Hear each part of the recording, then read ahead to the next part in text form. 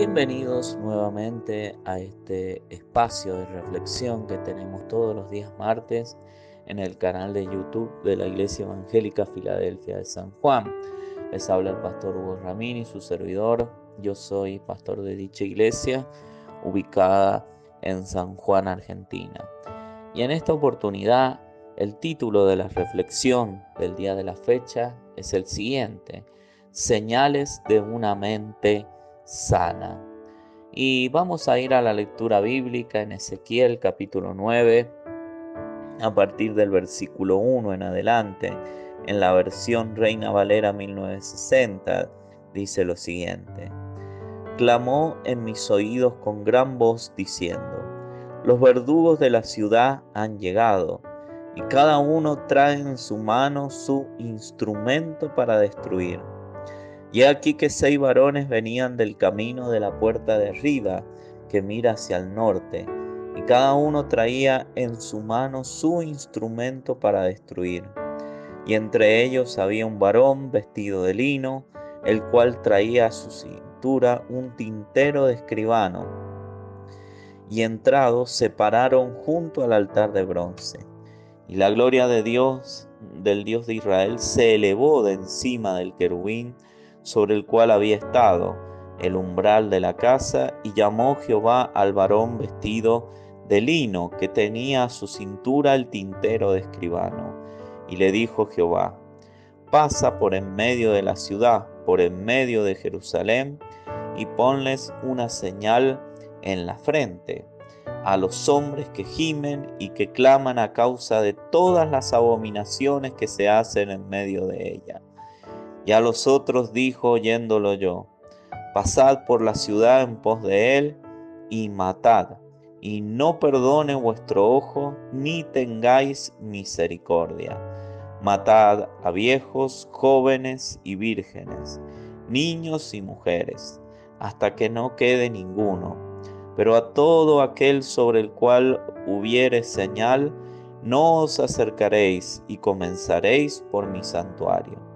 Comenzaron pues desde los varones ancianos que estaban delante del templo, y les dijo: contaminad la casa, y llenad los atrios de muertos, salid. Y salieron y mataron en la ciudad. Aconteció que cuando ellos iban matando, y quedé yo solo, me postré sobre mi rostro y clamé y dije: ah, Señor Jehová, ¿destruirás a todo el remanente de Israel derramando tu furor sobre Jerusalén? Y me dijo: la maldad de la casa de Israel y de Judá es grande sobremanera, pues la tierra está llena de sangre y la ciudad está llena de perversidad, porque han dicho: ha abandonado Jehová la tierra, y Jehová no ve. Así pues haré yo, mi ojo no perdonará, ni tendré misericordia. Haré recaer el camino de ellos sobre sus propias cabezas. Y aquí que el varón vestido de lino, que tenía el tintero a su cintura, respondió una palabra diciendo: he hecho conforme a todo lo que me mandaste. Esta es una visión que Dios trajo al profeta Jeremías, una visión sobre un juicio de Dios que venía sobre Jerusalén, que venía sobre el pueblo judío, que venía sobre toda la casa de Israel, a causa de su maldad, a causa de su pecado. Y vemos como protagonistas a 6 personas, más un varón vestido de lino, que eran aquellos que iban a traer el juicio sobre el pueblo judío.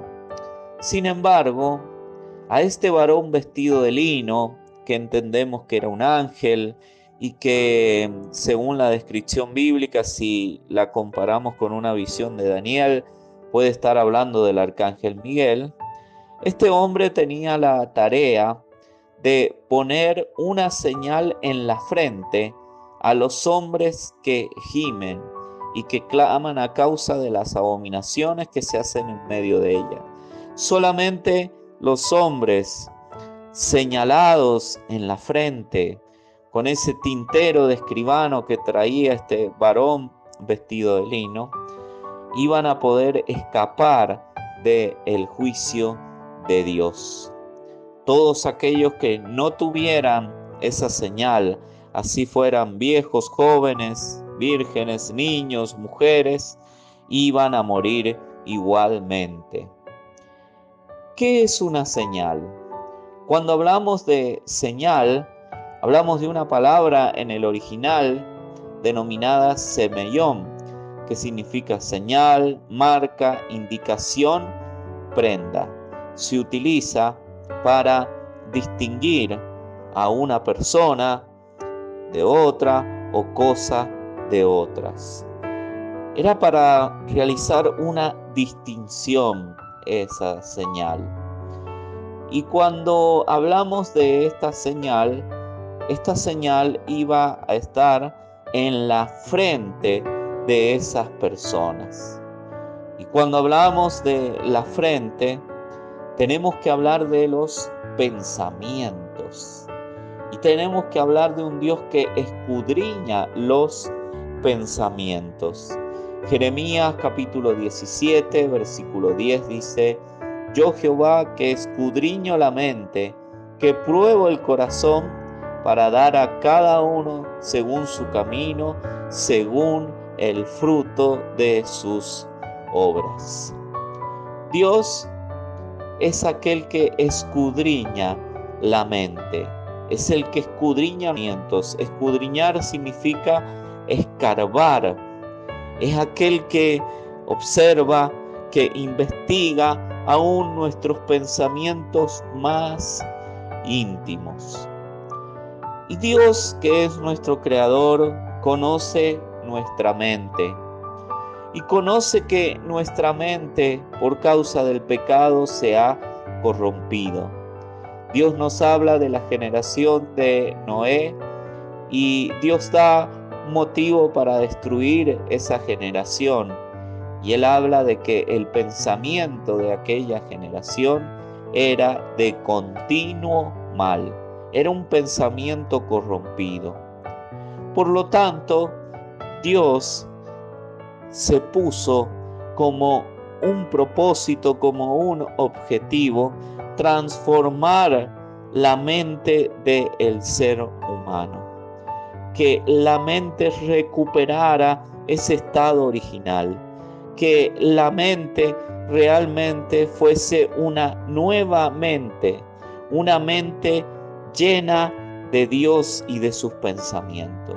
Por eso Dios establece un nuevo pacto que nos habla en Hebreos capítulo 10, versículo 16 al 17, en la versión Reina Valera 1960, dice: Este es el pacto que haré con ellos después de aquellos días, dice el Señor. Pondré mis leyes en sus corazones y en sus mentes las escribiré.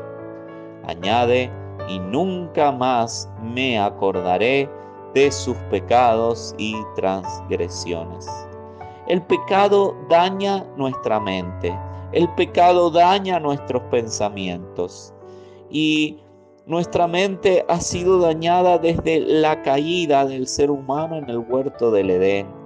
Y así hemos visto cómo el ser humano ha corrompido sus pensamientos a tal punto que llegamos hasta nuestros días y vemos la maldad que hay en el mundo y que todo allí está relacionado y se gesta en los pensamientos. Pero sin embargo, la palabra de Dios nos dice que Dios ha establecido un nuevo pacto por medio de Jesucristo, con su sacrificio en la cruz del Calvario. Y ese nuevo pacto que Dios ha establecido tiene, como les decía, como un propósito fundamental transformar nuestra mente, transformar nuestra manera de pensar. ¿Y cómo la transforma? Si vamos a 1 Corintios 2:16, en la versión Reina Valera 1960, dice: porque ¿quién conoció la mente del Señor? ¿Quién le instruirá? Mas nosotros tenemos la mente de Cristo.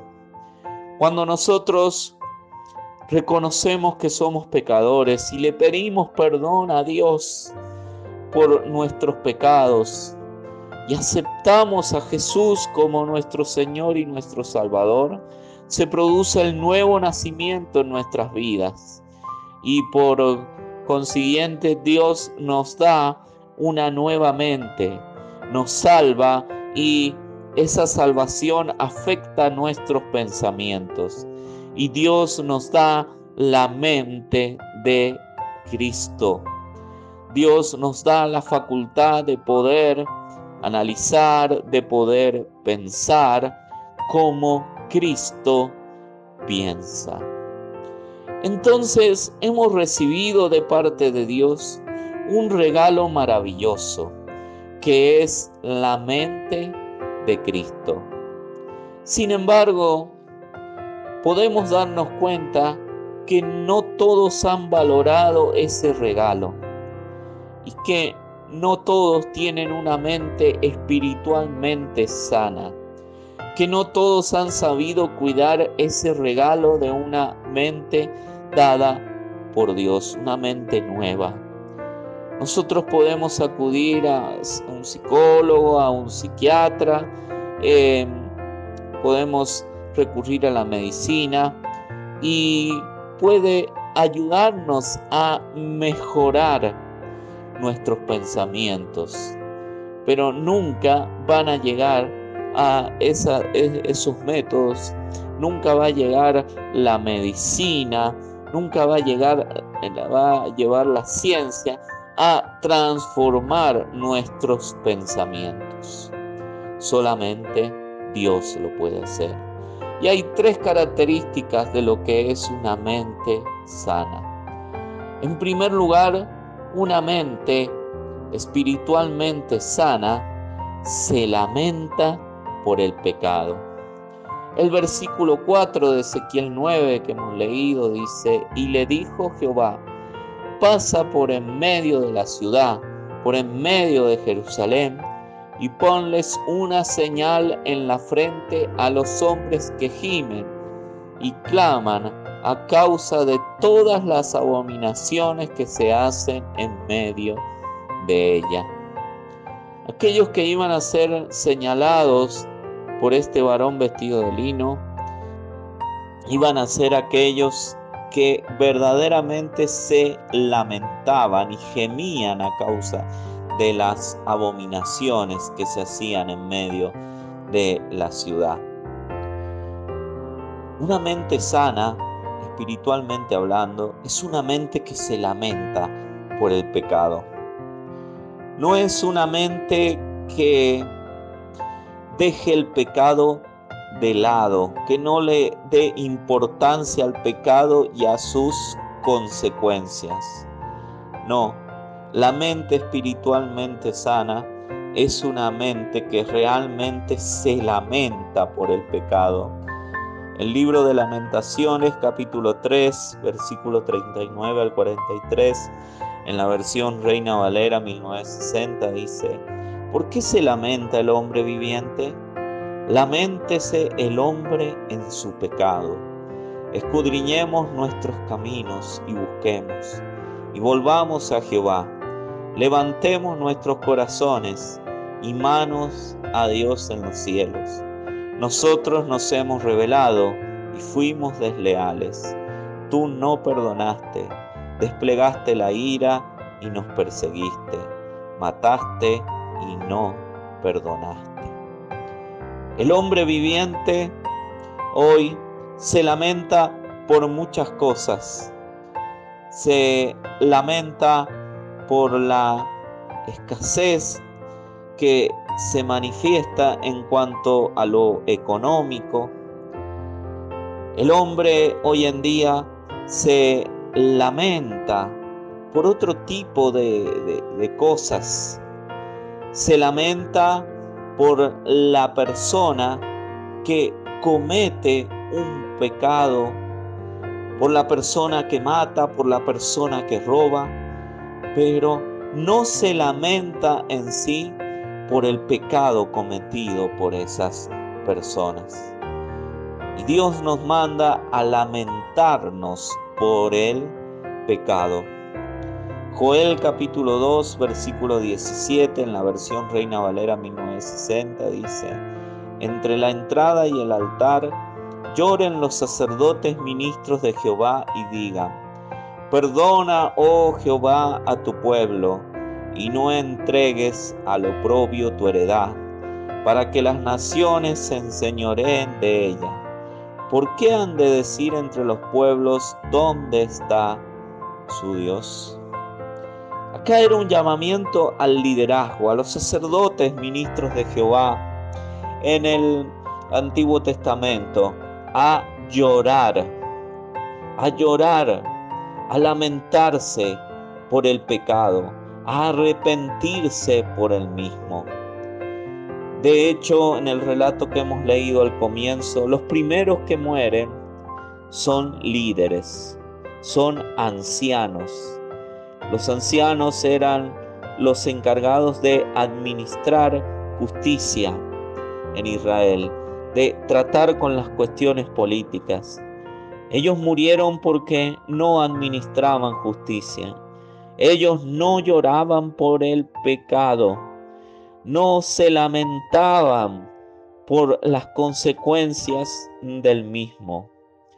Como hoy los ministros de Dios no se lamentan por el pecado. Al contrario, apañan, consienten el pecado, protegen a las personas que no abandonan el pecado. En una oportunidad vi a un predicador del Evangelio, como lo era David Wilkerson, que él desde el púlpito, en un día donde estaba predicando en la iglesia, él comenzó a llorar desconsoladamente por la situación a nivel evangélico cristiano que se vivía con los falsos apóstoles, con los falsos profetas que profanaban el evangelio de Cristo, que predicaban mentiras, que ponían énfasis en lo material y dejaban de lado la cruz del Calvario, dejaban de lado la sana doctrina. Y pude ver a este predicador llorar desconsoladamente por causa del pecado de estos ministros, de estos pseudo ministros, mejor dicho.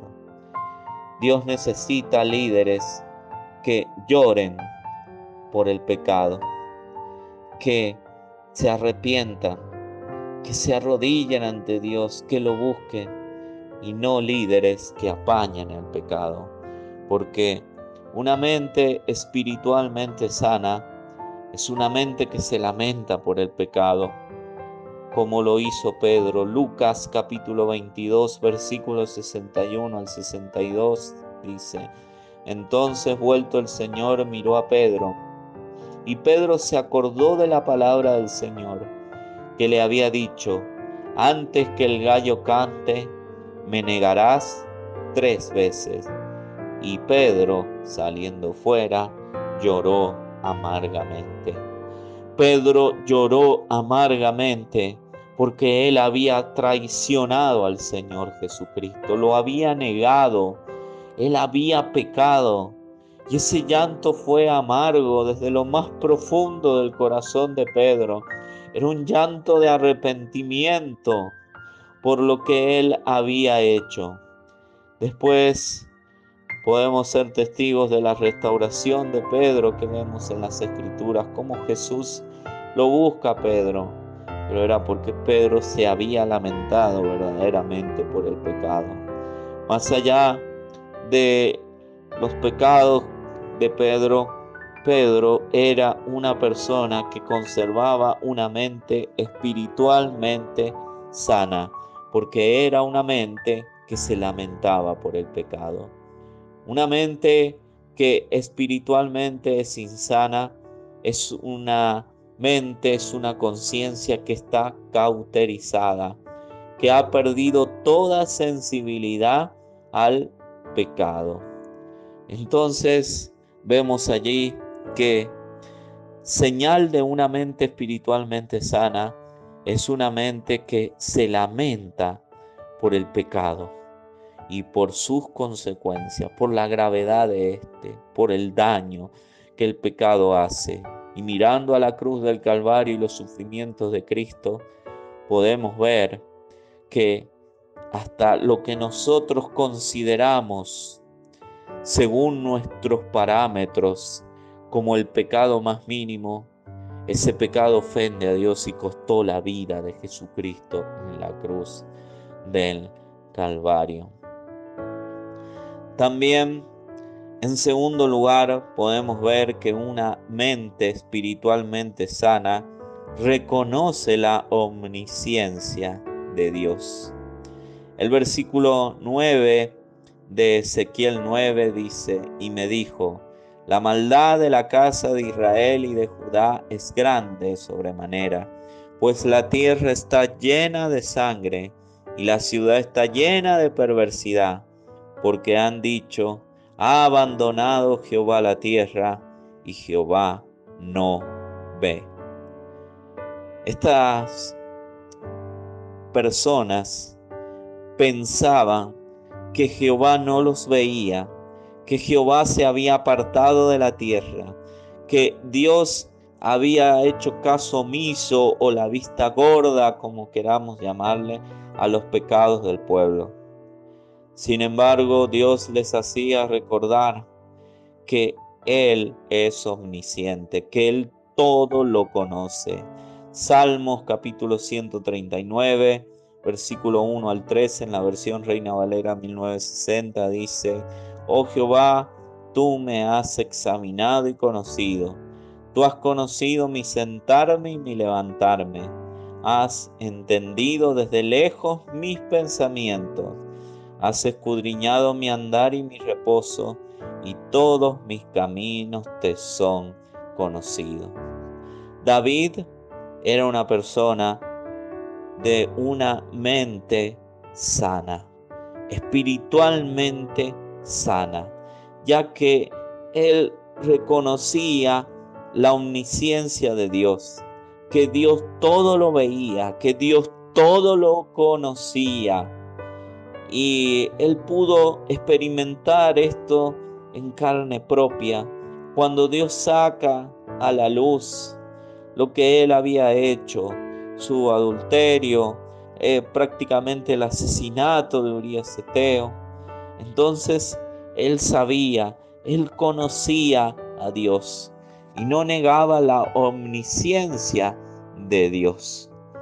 Una mente sana reconoce que Dios conoce todas las cosas y que aunque podamos ocultar diferentes cosas a los seres humanos, a Dios nada le permanece oculto. Génesis capítulo 16, versículos 7 al 13, en la versión Reina Valera 1960, dice: y la halló el ángel de Jehová junto a una fuente de agua en el desierto, junto a la fuente que está en el camino de Sur. Y le dijo: Agar, sierva de Sarai, ¿de dónde vienes tú y a dónde vas? Y ella respondió: huyo de delante de Sarai, mi señora. Y le dijo el ángel de Jehová: vuélvete a tu señor y ponte sumisa bajo su mano. Le dijo también el ángel de Jehová: multiplicaré tanto tu descendencia que no podrá ser contada a causa de la multitud. Además le dijo el ángel de Jehová: he aquí que has concebido y darás a luz un hijo, y llamarás su nombre Ismael, porque Jehová ha oído tu aflicción.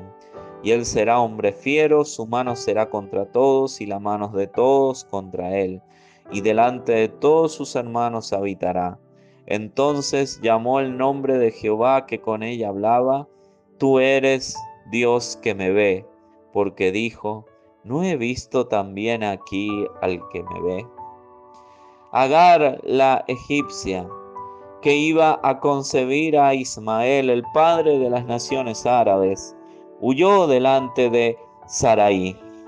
Temía a Sarai porque Abraham había cometido el pecado de considerar a Agar su mujer, cuando en realidad era su esclava. Entonces Sarai, viendo esto, quiso expulsar, no miró con buenos ojos a Agar, y Agar huyó. Y cuando Agar pensaba que nadie veía lo que ella estaba atravesando, su sufrimiento, ella tuvo un encuentro con Dios, la egipcia Agar, donde Dios le demuestra a ella que ella era conocida por Dios, que iba a dar a luz un hijo llamado Ismael. Habla de la nación grande que iba a venir de Ismael también. Entonces ella reconoció a Dios como el Dios que la ve. A pesar de todo lo que había acontecido, esta egipcia Agar tenía una mente espiritualmente sana, porque reconoció allí la omnisciencia de Dios. Qué importante es reconocer que Dios todo lo conoce. A veces ocultamos las cosas ante los hombres. Nos ocultamos de los hombres también, porque pensamos verdaderamente que si ocultamos nuestros pecados de la vida de los hombres, ocultamos nuestros pecados de los líderes, ocultamos nuestros pecados de la iglesia, eso nos va a representar en beneficio a nosotros, porque nadie nos va a corregir y nos va a decir nada. Sin embargo, estamos equivocados, porque hay un Dios que todo lo ve, un Dios omnisciente. Y una persona que es espiritualmente sana no vive de apariencias. Una persona que es espiritualmente sana sabe y reconoce que Dios todo lo conoce, que Dios todo lo ve. Por eso, cuán importante es reconocer este atributo de Dios que es la omnisciencia. Y como tercer y último punto, una mente espiritualmente sana puede entender las cosas espirituales. Ezequiel capítulo 9, versículo 8, que leíamos también al comienzo, dice: aconteció que cuando ellos iban matando y quedé yo solo, me postré sobre mi rostro y clamé y dije: ah, Señor Jehová, ¿destruirás a todo el remanente de Israel, derramando tu furor sobre Jerusalén? Él entendía lo que estaba sucediendo. Ezequiel, este profeta, tenía un entendimiento espiritual de lo que estaba aconteciendo. Él en ningún momento cuestionó a Dios, sino que él reconoció que el furor de Dios se estaba derramando sobre Israel, sobre el pueblo judío, que Dios iba a destruir allí, quería destruir Jerusalén. Entonces él tenía un entendimiento, no se quejó, sino que él quería saber, quería conocer más. Entendía el procedimiento de Dios, entendía las cosas espirituales y entendía que Dios podía actuar de esa manera trayendo juicio. Entonces, una mente espiritual sana puede entender las cosas espirituales. Job capítulo 42 versículo 3 al 5 en la versión Reina Valera 1960 dice: ¿quién es el que oscurece el consejo sin entendimiento? Por tanto, yo hablaba lo que no entendía, cosas demasiado maravillosas para mí que yo no comprendía. Oye, te ruego y hablaré, te preguntaré y tú me enseñarás. De oídas te había oído, mas ahora mis ojos te ven.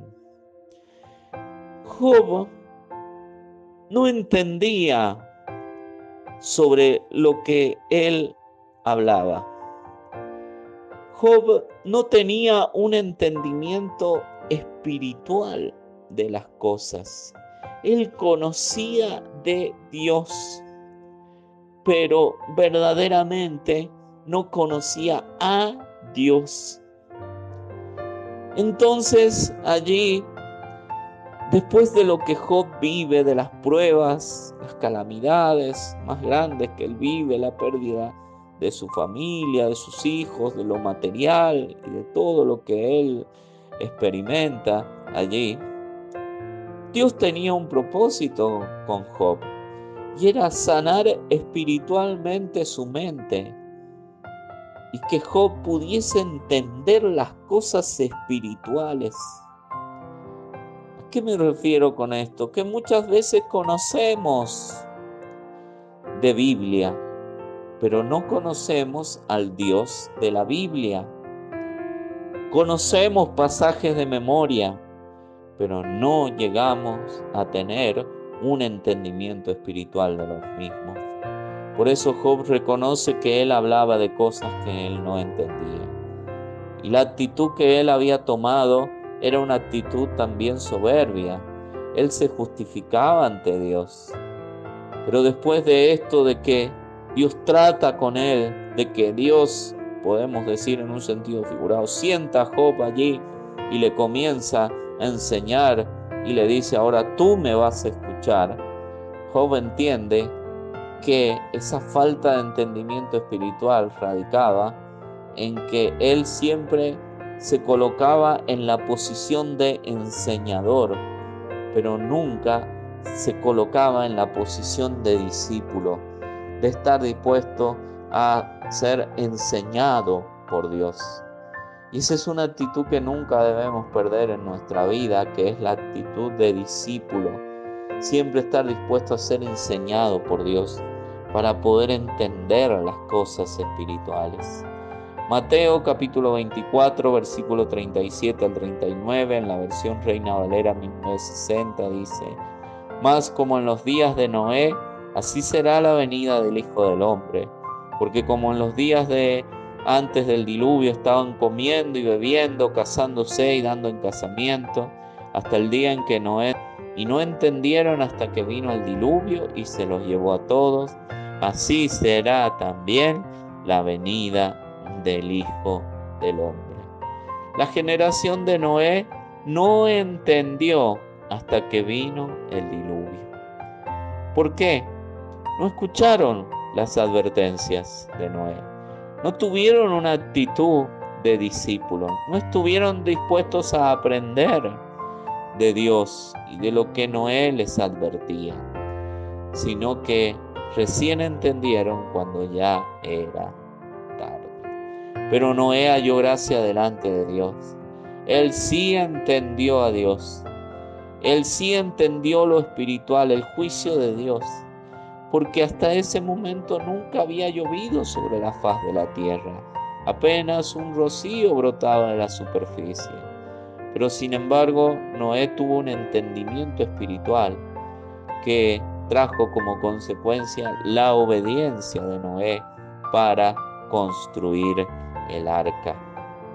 Entonces vemos que una mente espiritualmente sana entiende las cosas espirituales, entiende la voluntad del Espíritu Santo, entiende el lenguaje espiritual de Dios. Jesús les hablaba en un lenguaje espiritual a los religiosos, por ejemplo, y ellos no podían llegar a entender el lenguaje de Jesús.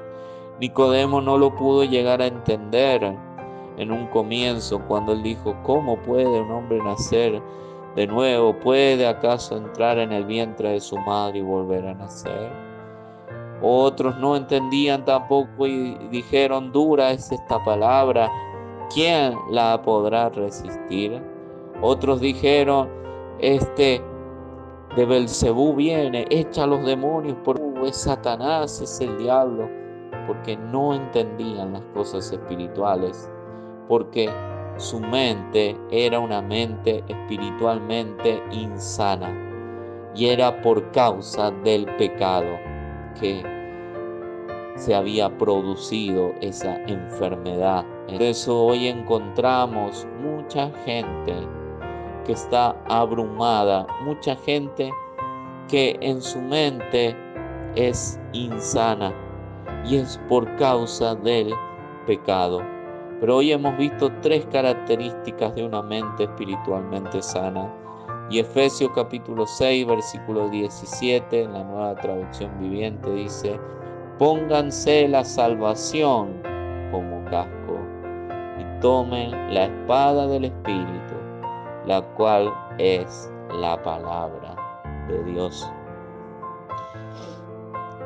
Dios nos anima a proteger nuestros pensamientos, tomando el casco de la salvación. Dios nos manda a que nuestros pensamientos perseveren en Él. La Biblia dice: por nada estéis afanosos, sino sean conocidas vuestras peticiones delante de Dios en toda oración y ruego. Y la paz de Dios, que sobrepasa todo entendimiento, guardará nuestros corazones y nuestros pensamientos en Cristo Jesús. La paz que viene de Dios, la paz que recibimos de Dios, es la paz que guarda nuestros pensamientos. Y para gozar de esa paz de Dios, debemos tener una relación con Dios. Porque la paz, que es una parte del fruto del Espíritu, viene de nuestra relación con Dios, de nuestra relación con Cristo, porque Él es la paz. Así que si tú quieres gozar de una mente sana, debes orar a Dios, debes establecer una relación personal con Dios por medio de Jesucristo. Así que te invito a orar de la siguiente manera conmigo: Señor Jesús, en este momento vengo a ti y te pido perdón de todos mis pecados. Me arrepiento, Señor, y te recibo en mi vida como mi Señor y mi Salvador. Reconozco, Señor, que tú en este momento me das la mente de Cristo, me das la paz de Cristo, la cual se encargará de guardar mis pensamientos y de que pueda tener una mente espiritualmente sana. En el nombre de Jesús. Amén. Si tú has hecho esta oración en este momento, puedes comunicarte con nosotros haciendo clic en el botón de WhatsApp de la página de Facebook de la Iglesia Evangélica Filadelfia de San Juan, dejarnos tus datos allá. Así que espero que esta palabra haya sido de mucha bendición para aquellos que nos han escuchado. Así que nos encontraremos en una próxima oportunidad. Les habló el pastor Hugo Ramírez, su servidor, y nos encontraremos a través de este medio muy pronto. Que el Señor los bendiga.